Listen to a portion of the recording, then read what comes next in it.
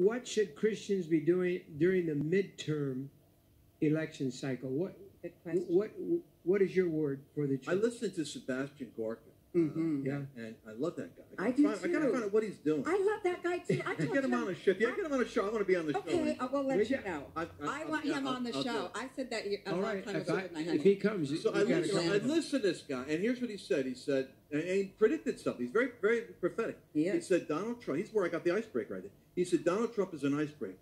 He is a wrecking ball. He's gone as an outsider into the political infrastructure and is breaking up the system. He said, here's the danger. An icebreaker that breaks, it goes up and bobs in the water and slices down. And Donald Trump keeps on bam, bam, bam, like that. The problem is, behind the vessel that's the icebreaker, they have to have other ships moving. Otherwise, the ice folds around the icebreaker and seals up.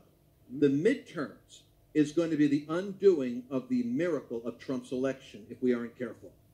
Wow. I'm prophesying a warning.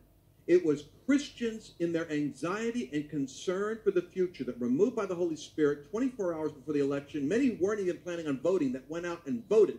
And right now, the apathy, misdirection, and preoccupation of Christians in the midterms is the greatest danger to the future of America. Ooh. If America goes down, it won't be the left. It won't be CNN. It'll be the negligence of the church. Whoa. Whoa. That's a huge responsibility. So behind the icebreaker, the ice will seal. November, this next election, it's going to seal up behind Trump, or we are going to expand the breakup. And so recently, as this program is coming out, we will have already gone through a cycle of 7 special elections. 6 out of 7 were won by very close margins. They were won by people that are in alignment with Trump. Christians are going to be the deciding factor in what happens. And my concern is, pastors, for the most part, don't want to get political because it's not good for business.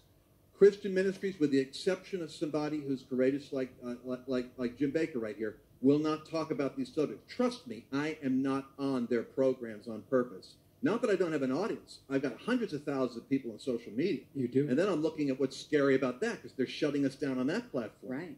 You have to know who is running in your state. Yes. And 50% of Christians aren't even registered to vote, and that's like allowed. You don't go to bed at night and not lock your door. But if you don't register to vote, you're unlocking your nation to what the devil wants to bring in. Man, that's powerful.